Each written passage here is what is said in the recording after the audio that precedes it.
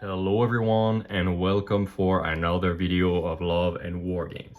In this video, we'll take a look at something very interesting. It's actually not a Battlefleet set. It is the Cyclone of Shadows, which is the first campaign set for Dystopian Wars. So let's have a look in the back. What do we get from there? We do get a lot of little terrain, first of all. This is the first thing that we see. A lot of little terrain, either bases, either some islands. We also see, okay, we have some tokens, we will take a look. And we especially have the Cyclone of Shadows campaign book. So I'm quite excited to have a look what is inside. Probably some scenarios, some fluff, a lot of fluff, I guess. And yeah, we'll have a look on what you get and also how you can build like all the little things that you get. And as always, before we open the box and dive in more, if you like this type of content, do give us a thumbs up. It really helps. And give us a little comment as well. Also really helps. And it's also very nice to hear from you guys. And if you're not a subscriber yet, do subscribe to the channel, because this is also something very useful for the development of the channel. And it helps you to not miss any video. Okay, we have a map. So no, wait a second, it's not the map we know. Is it a new map? Oh yeah, it's a, oh my god, it smells like new paper. I love the smell. And yeah, it is a new map about this this war of 1874. I will try to zoom out a little bit so you can see a bit better. Okay, so I had some spoilers because as a war host, I also helped to check the text. So I did get some spoilers about this conflict, but I didn't know there would be a map. I never saw a map. So first of all, we have this very nice little poster of a conflict between the Imperium and some like neutral gun batteries. Okay, nothing special there. Probably it's the assault on Rook's Island. And okay, we have a map of, yeah, basically Australia, the Fiji Islands. Okay, it shows where it's Hook's Reach, which is basically a very important point in the southern Pacific. Our narrative campaign is just south of these Hobart Islands and southwest of New Zealand, but it's nice to see that there has been quite some interesting happenings there as well. I'm not sure what to do with the map, but I don't think you can use for it for narrative campaigns. It's always very nice to have some goodies. Next, oh my god, it's a thick book. I think it's thicker than the rules book itself. Okay, what do we get in there? What do we get? We have, okay, the story itself, like the characters. Okay, you have about 120 pages of fluff, and then some new rules. And okay, all the new things you could hope for is there.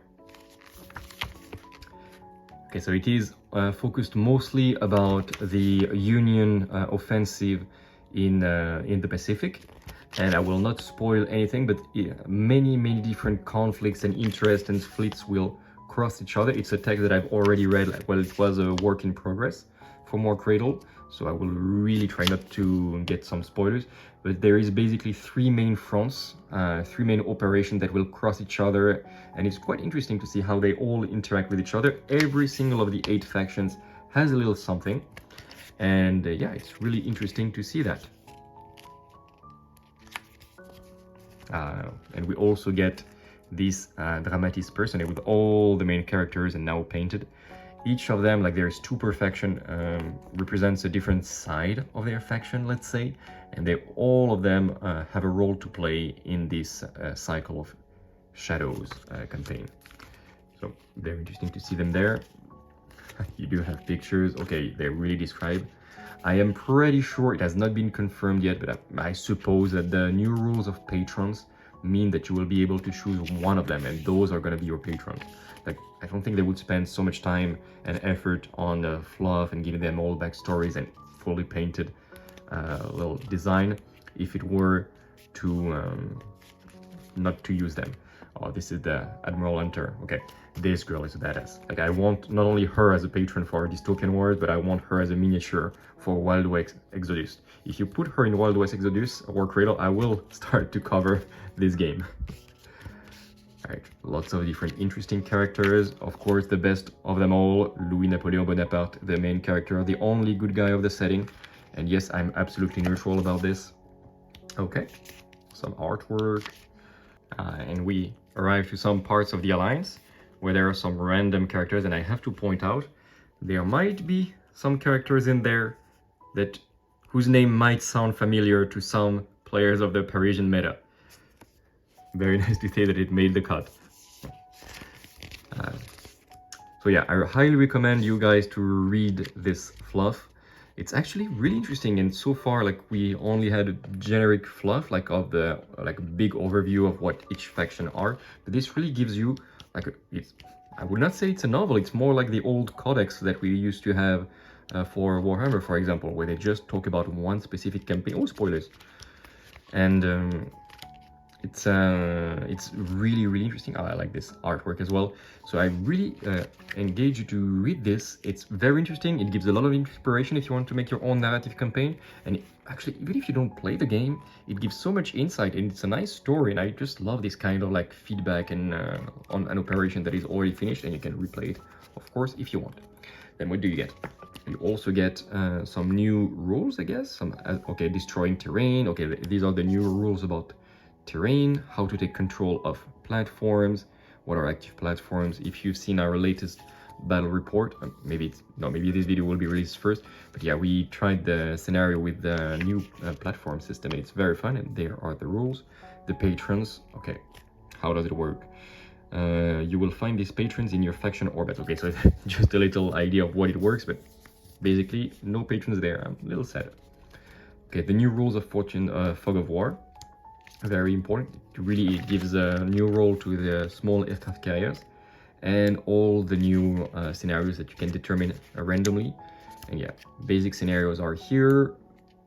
What is this green area? Okay, you can only put the salvage rights within this green area. Okay, so even the old scenarios did get some update. Interesting. Okay, so worth reading every single scenario. And of course the new ones, desperate encounters, which are a little bit more interesting. You can find these rules also online. I think it's been released and shared with the new tournament pack, and the perilous encounters and the outpost assault, which is the scenario we tried. Very fun scenarios, and the first default 6 scenarios of the game were a little bit all the same-ish, but those really give a big vibe, and it's very interesting to have them. And yeah, a little guide on how to make a tournament and everything. You really have everything in this book, and it's very cool, and I think it might replace the rules book that I used to carry everywhere. And just for these new scenarios and stuff, it's very nice to have it. Thanks War Cradle for this, it will really help. Okay, what do we get next? We have, and what is all this resin about? New islands, yay! Okay, so some of those are old islands, and you might have seen most of them thanks to Steve's terrain. Okay, this probably goes there. Little heads for the islands.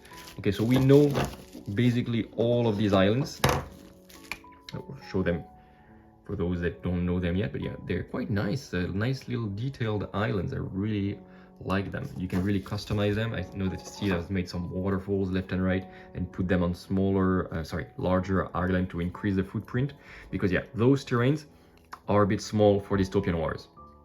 They will not cover you that much, except if you really start to make big islands by fusing them together, which actually could work. But still, one good way is just to increase the footprint on the base, to make like some beaches around and stuff, and then you have some very good islands there. Okay, then you do have some new islands. I think this is the new one. I don't remember seeing it. And yeah, it does look good. I hope you can see it good. Maybe I should try to zoom a little bit more. And yeah, good details everywhere.